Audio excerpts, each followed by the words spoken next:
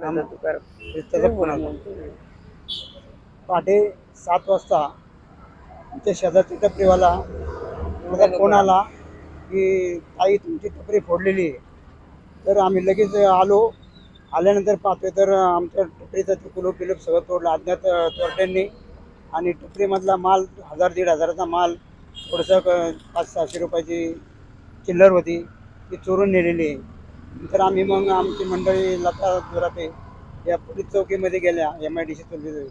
आणि तिथले साहेब गणेश जामदार साहेब यांनी लगेच अपंग असल्यामुळं दया दाखवली आणि त्यांनी ते म्हणले तुमचा किती चोर माल गेलेला असेल 1000-1500, त्यापेक्षा मी माझ्या पैशातले तुम्हाला 5000 रुपयाचा माल घेऊन देतो आणि तुम्ही काही घाबरू नका की हे आपल्या टपरी परत वापस चालू करा.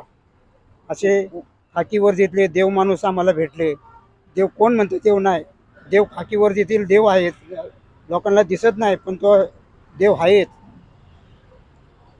असं अक्षरशः माझ्यासाठी आज ते देव म्हणून धावून आलेले आहेत. आज माझ्यावर इतकं मोठं संकट असताना सुद्धा त्यांनी मला परत उभं केलं. मी त्यांचे आभार शब्दात सुद्धा मानू शकत नाही. धन्यवाद साहेब.